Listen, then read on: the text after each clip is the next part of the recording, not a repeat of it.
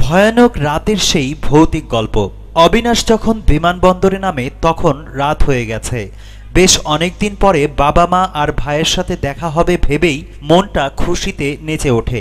দিল্লিতে একটি বহুজাতিক সংস্থাতে চাকরি পেয়ে প্রায় বছরখানেক আগে যাওয়ার পর কলকাতাতে একবারও আসতে পারেনি, অফিসের ছুটি পায়নি বলে। ছুটি পাওয়ায় দিন তিনেকের জন্য কলকাতাতে আসে ও। বিকেলের ফ্লাইটে কলকাতাতে আসে। মা বাবাকে আগেই সব জানিয়ে দেওয়াতে বাবা মা ও ভাই খুব খুশি হয়ে বাড়িতে অপেক্ষা করতে থাকে। এয়ারপোর্ট থেকে বেরিয়েই অবিনাশ বাবাকে ফের ফোন করে জানালো কোনো ট্যাক্সিতে করে ঘন্টা তিনেকের মধ্যেই বাড়িতে আসছে। এয়ারপোর্টের বাইরে বেরিয়ে অবিনাশ দেখে ট্যাক্সির লাইনে বেশ ভালো ভিড়, সবাই যে যার বাড়িতে ফিরছে, তাই এত ভিড়। এদিকে ওদিকে তাকাতেই ট্যাক্সির স্ট্যান্ড থেকে দূর থেকে একটা ফাঁকা ট্যাক্সি দাঁড়িয়ে থাকতে দেখে অবিনাশ ভাবে হয়তো কোনো যাত্রীর জন্য অপেক্ষা করছে। কাছে এগিয়ে গিয়ে ও জিজ্ঞাসা করে, দাদা আপনার ট্যাক্সিটা কি বুক করা? পেছনের দিকে মুখ করে থাকা লোকটি অবিনাশের দিকে তাকাতেই অবিনাশ একেবারে আঁতকে ওঠে, কারণ লোকটির চোখের মনি দেখা যাচ্ছে না। লোকটির শরীরের মাংস বলতে কিছুই নেই, আর গায়ের জামা কাপড় অনেক পুরনো। তখনই গাড়ির লাইনে চোখ পড়তে দেখল ওই লাইনে দাঁড়িয়ে বাড়িতে ফিরতে অনেক রাত হবে। বাবা মা আর ভাইকে দেখার জন্য অপেক্ষা না করতে পেরে বাড়ির ঠিকানা জানিয়ে ওই গাড়িতে উঠে পড়ল। ওর গাড়িতে যাবে শুনে লোকটি একটা বাঁকা হাসল, যেন অনেকটা অপেক্ষার পর কিছু পেয়েছে। অবিনাশ সেদিকে তেমন নজর না দিয়ে গাড়িতে উঠে বসল। এক দু কথাতে অবিনাশ জানল লোকটির নাম সীতেশ। সীতেশ হঠাৎ করেই অবিনাশকে বলে বসল, জানেন তো আজ ভূত চতুর্দশীর রাত। অবিনাশ এমন কথাতে একটু অবাক হয়ে বলে, ভূত চতুর্দশীর রাত কিনা তা আমার জেনে কি হবে? সীতেশ সামান্য হেসে বলে, আজকের রাতে ইহলোক এবং পরলোকের দরজা খুলে যায় এবং ওই দুনিয়ায় আত্মারা এই পৃথিবীতে আসার সুযোগ পায় এবং তাদের কোনো আকাঙ্ক্ষা অপূর্ণ থাকলে তা পূরণ করার চেষ্টা করে। সীতেশের বলার ভঙ্গিমায় অবিনাশের বেশ অস্বস্তি লাগতে থাকে। নিজেকে একটু শক্ত করে সীতেশকে বলে, ওইসব মানুষের মন গড়া কাহিনী, আজকের দিনে আত্মারা আসে, ওইসব কিছু হয় না। সীতেশ কেবল একবার অবিনাশের দিকে তাকায়, আর কোনো কথা বলে না। আরও কিছু গাড়ি এগোতেই সীতেশ মেন রোড ছেড়ে ফাঁকা রাস্তা দিয়ে গাড়ি চালাতে শুরু করে। অবিনাশ জিজ্ঞাসা করে, মেন রোড ছেড়ে তুমি এটা কোন দিক দিয়ে নিয়ে যাচ্ছ? সীতেশ বলে, চিন্তা করবেন না, শর্টকাটে নিয়ে যাচ্ছি। এই পথে তাড়াতাড়ি বাড়িতে পৌঁছে বাবা মা ছোট ভাইকে দেখতে পাবেন। এই কথা শুনে অবিনাশ বেশ অবাকই হয়। ওর বাড়িতে কে কে আছে ও তো একবারও এই সীতেশকে বলেনি, তাহলে ও জানলো কি করে? পরে নিজেই নিজেকে বোঝালো হয়তো কথা বলতে বলতে বাড়ির কথা বলে ফেলেছে, এখন ওর মনে নেই। গাড়ি কিছুটা চলার পরেই একটা বাড়ির কাছে এসে সীতেশ গাড়ি দাঁড় করিয়ে বলল, বাবু আপনি একটু গাড়িতে বসুন, আমি বাড়ি থেকে আসছি। এই বলে সীতেশ বাড়িটার ভেতরে চলে গেল।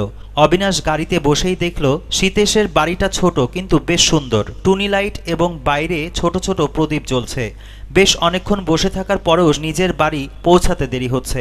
অবিনাশ আরও একটা জিনিস খেয়াল করে, সীতেশের বাড়ির সব দরজা জানালা খোলা, কিন্তু বাড়ি থেকে কারোর কোনো আওয়াজ আসছে না।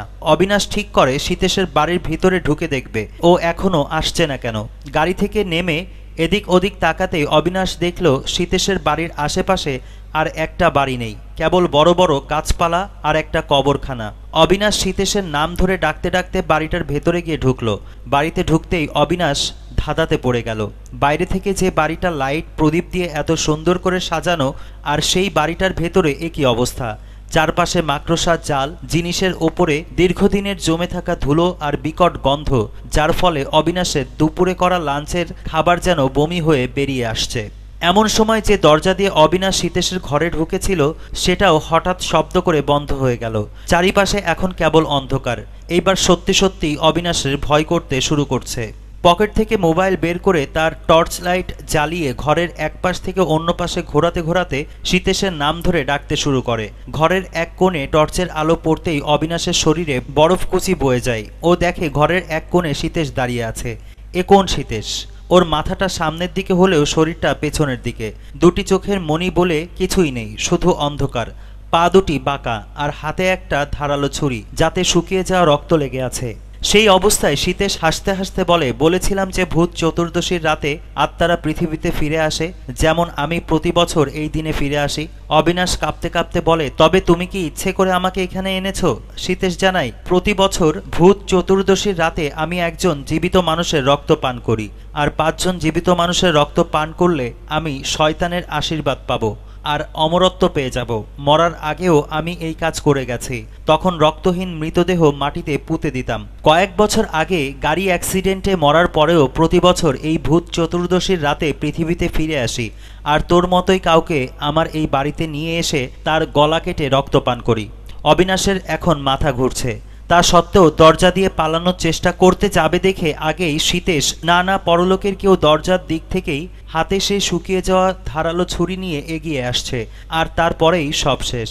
সারা রাত বাড়িতে না ফেরায় অবিনাশের বাবা মা পুলিশকে খবর দেয়। ওর মোবাইলের লাস্ট লোকেশন ট্রেস করে পুরনো ভাঙা সীতেশের বাড়িতে উপস্থিত হয়ে অবিনাশের গলা কাটা রক্তহীন ছিবড়ে হয়ে যাওয়া দেহ খুঁজে পায়। পুলিশ মাথা নিচু করে জানালো, বিগত কয়েক বছর এই সময় এই বাড়িতে একজনের রক্তহীন দেহ খুঁজে পাওয়া যায়। এই বাড়িটা সীতেশ নামে এক ড্রাইভারের ছিল, যে কয়েক বছর আগে গাড়ি অ্যাক্সিডেন্টে মারা গেছে।